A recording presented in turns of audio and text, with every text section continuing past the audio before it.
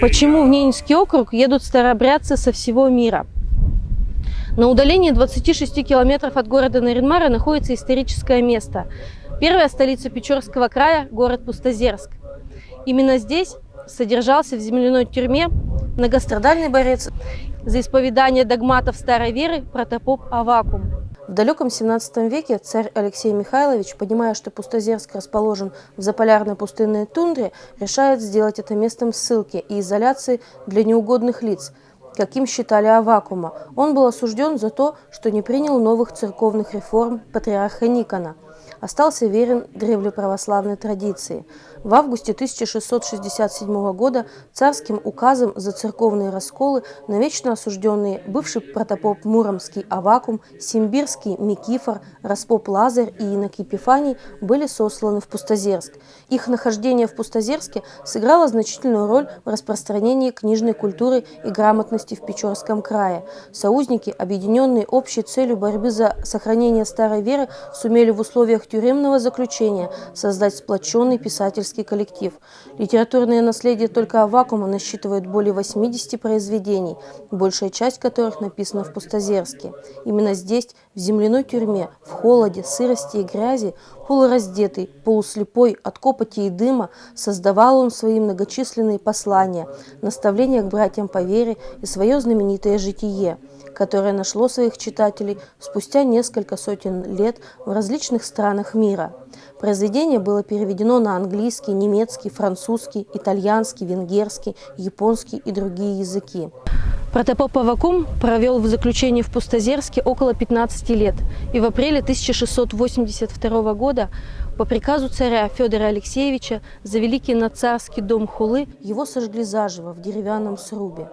Вместе с ним смерть приняли и 3 его сподвижника – инок Епифаний, поп Лазарь и дьякон Федор. Бытует легенда, что когда, стоя в срубе, рубище мятежного протопопа охватило пламя, он взметнул руку с двоеперстием и произнес прощальные слова: «Православные, коли таким крестом будете молиться, вовек не погибнете, а покинете этот крест, и город ваш песком занесет, а там и свету конец станет. Стойте в вере, дедушки».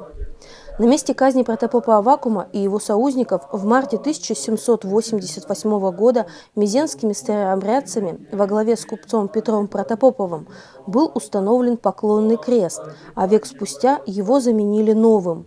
Уже в середине XIX века указанием архангельского губернатора под страхом сурового наказания было запрещено всем почитание места казни. И на сегодняшний день мы не знаем его точного расположения, а можем лишь предполагать, где оно могло быть.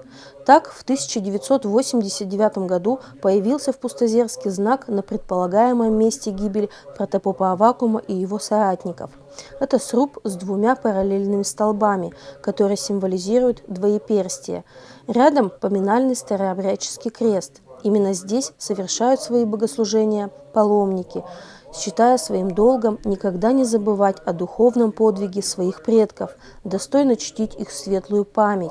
А с появлением в 2012 году часовни и трапезной появилась возможность укрыться от непогоды и остановиться здесь на несколько дней. Для ревнителей древнего благочестия центрами паломничества всегда были намоленные места, связанные со страданиями и гибелью за старую веру. Это монастыри, скиты, разрушенные храмы. В первую очередь Соловецкий монастырь, Выговская пустынь и, конечно же, Пустозерск.